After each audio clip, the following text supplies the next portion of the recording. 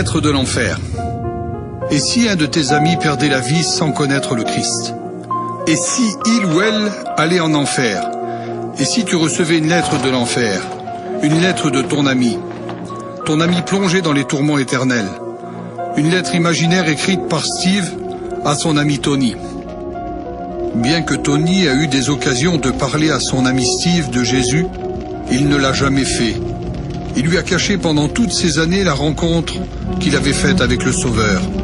Voici cette lettre. À mon ami.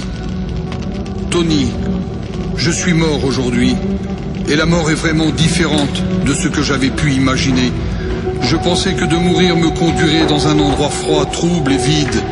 Mais là où je suis, tout est net, et même plus réel que la vie sur la terre.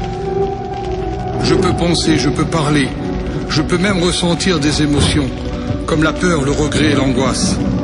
Tu sais, juste après mon accident, j'ai ressenti mon âme quitter mon corps. C'est terrible. Je me suis retrouvé devant une grande porte comme un portail de château. J'ai été saisi par deux créatures célestes qui m'ont demandé mon nom. Ils l'ont cherché dans un livre qu'ils appellent le livre de la vie, mais ils ne l'ont pas trouvé. J'ai alors entendu une voix me dire « Arrière de moi, je ne te connais pas ». Une des créatures m'a attrapé et m'a traîné. C'était effrayant. Et je lui ai demandé où ils m'emmenaient. Mais il ne m'a pas répondu. Alors j'ai insisté encore et encore. Finalement, il m'a dit que seuls ceux dont le nom est inscrit dans le livre de vie pourraient rentrer dans le paradis et que les autres seraient condamnés à l'enfer. C'est terrible. Il m'a conduit dans une cellule. J'y suis resté longtemps, si longtemps. Et j'ai réfléchi, j'ai pensé à nous.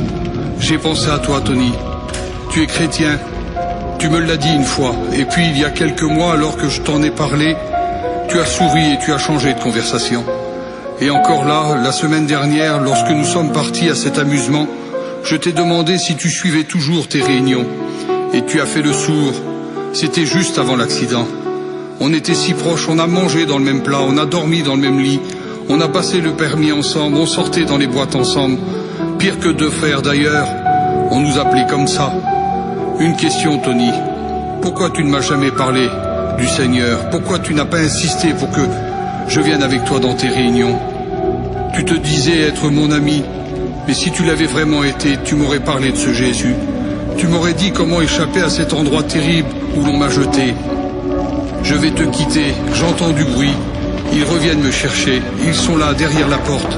Ils vont me conduire vers l'enfer, ce qu'ils appellent le lac de feu. Je ne peux pas y échapper. Tous mes membres tremblent. Je vois tout devant moi.